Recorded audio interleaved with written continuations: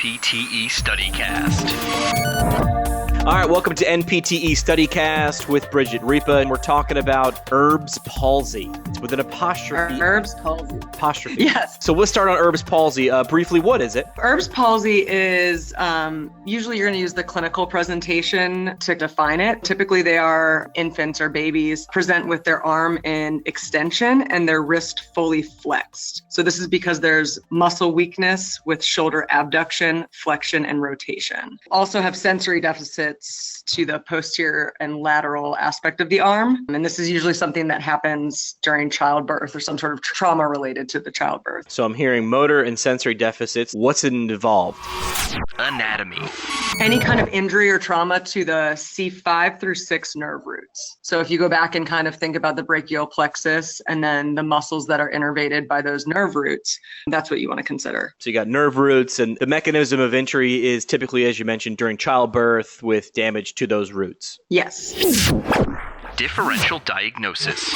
Now, what else could it be? Is there a differential diagnosis? Do other things look similar to Erb's palsy? Yeah, so typically the differential diagnosis includes other types of trauma. So clavicle or humerus fracture, which could easily be ruled out with just an x-ray. Arthritis or osteomyelitis of the shoulder. I wouldn't really consider arthritis as much as maybe the osteomyelitis because this is a younger patient, but any other kind of spinal cord or brachial plexus injury or tumor. And then there is another brachial plexus injury called Parsonage-Turner syndrome that sometimes can present a little bit similarly, but if you look at the clinical symptoms and clinical presentation, they're actually fairly different. Special tests.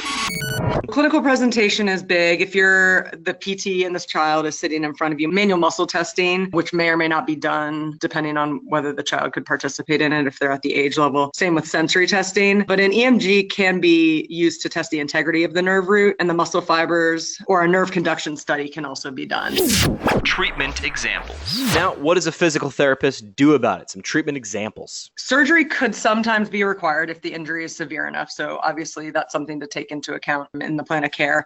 As the PT, we're going to be identifying the muscle weaknesses, which we already said there's going to be weakness with the shoulder abductors, flexors, and rotators. Working on those muscle weaknesses and working with each child to keep the muscles flexible as well as strong. We're also going to be helping to reduce or prevent muscle or joint contractures due to the weaknesses. So keep that arm is going to be kind of stuck in that position. The fun fact is they call it the waiter's tip position. I guess if you stand like that, I've never been a waiter or a waitress, but if you stand like that, you're looking for a tip, I guess. Like a sneaky tip. That's old school. Yeah, that's old school, Bridget. Looking for a tip like kind of behind your back on the sly. Yeah. I thought about that and it made sense, but I've never been in that scenario where I've been trying to get a sneaky tip.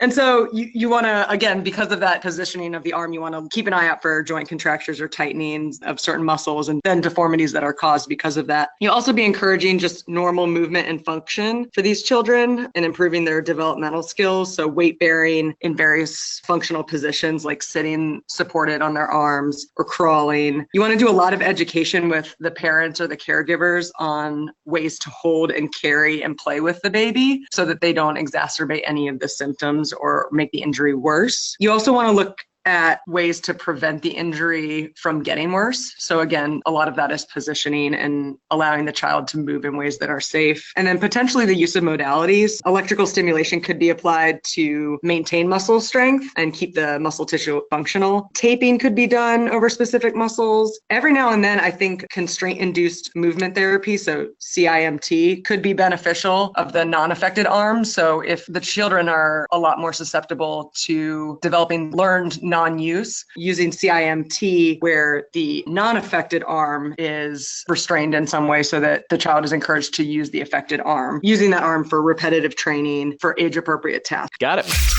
Here's your example question. It's important to consider that this could be paired with another test of knowledge or skills. A question might be something where a newborn presents with Erb-Klumpke palsy. So you would have to know what Erb's palsy is and Klumpke palsy is.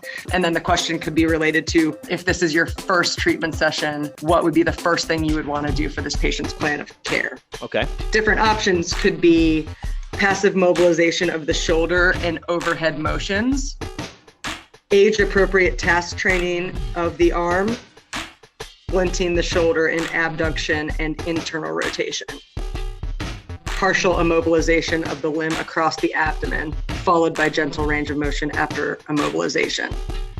And that would be the correct answer, because you wouldn't want to do any overhead motions because they're contraindicated at this time. And then splinting could cause a contracture or some sort of hypermobility of the shoulder.